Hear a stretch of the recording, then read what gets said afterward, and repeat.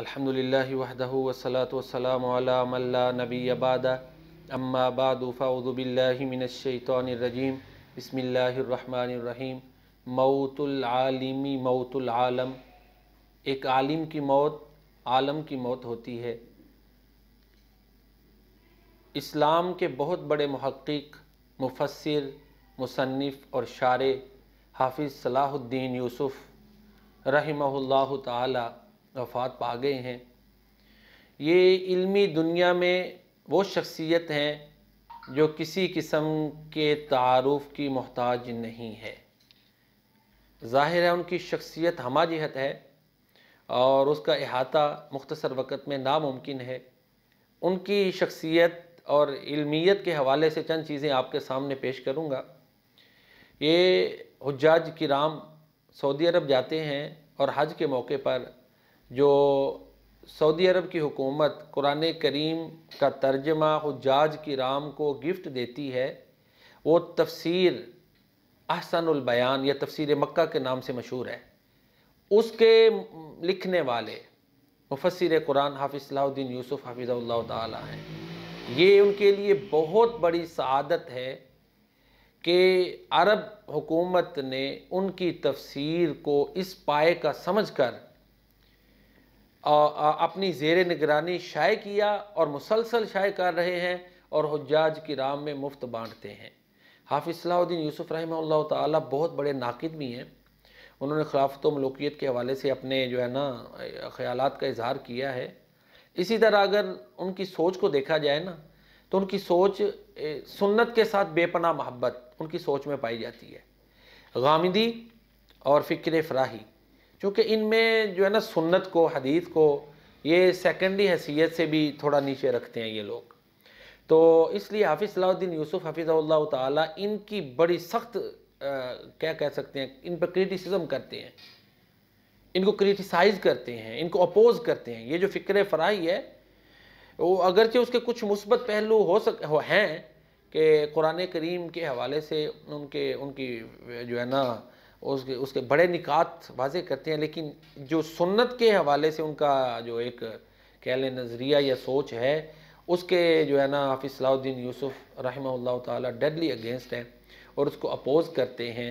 और वो सुन्नत को जो है ना, और वैसे एक बतौर मुस्लिम हमें चाहिए भी कि हम प्यारे नबी करीम सल्लल्लाहु अलैहि वसल्लम की सुन्नत को ड्यू स्टेटस दें, उसका जो असल मकाम है वो वैसा उसके बारे में एतक़ाद रखें। हमारा तो ये ईमान है, कुरान और सुन्नत दोनों चीज़ों का नाम इस्लाम है।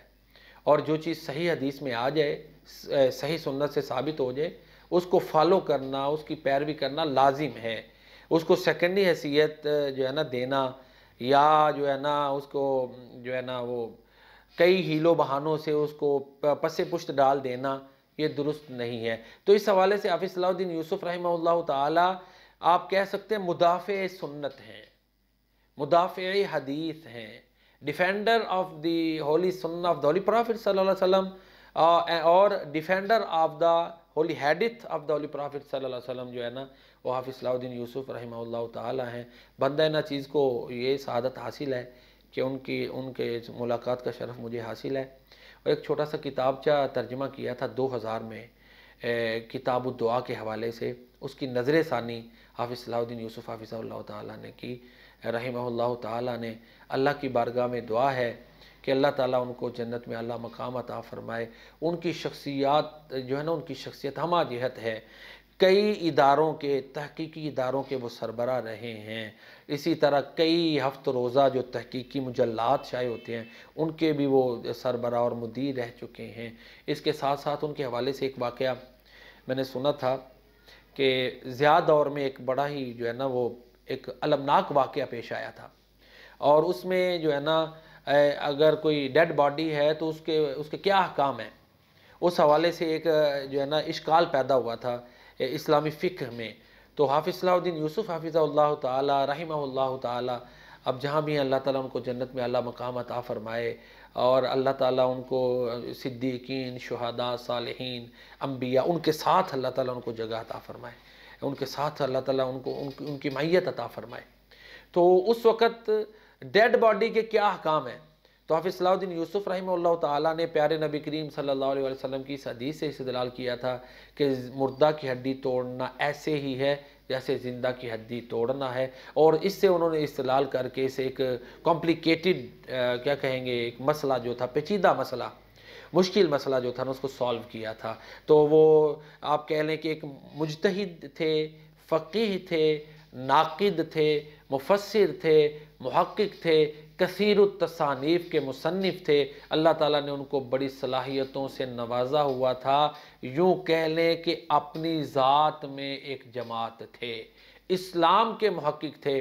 ہاں، جماعت اہل حدیث کو چونکہ وہ نمائندگی کرتے تھے، بنیادی طور پر وہ اسی اطیع اللہ و اطیع الرسول، اللہ کی اطاعت کرو، رسول کی اطاعت کرو، اس نظریے کے حامل تھے۔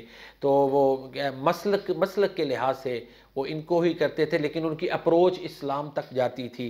وہ مسلکیت سے بھی اوپر سوچ رکھ کر اسلام کے بارے میں سوچتے تھے، اور اسلام کے دفاع کے لیے اور خاص کر سنت کے دفاع کے لیے انہوں نے اپنے آپ کو وقف کیا ہوا تھا۔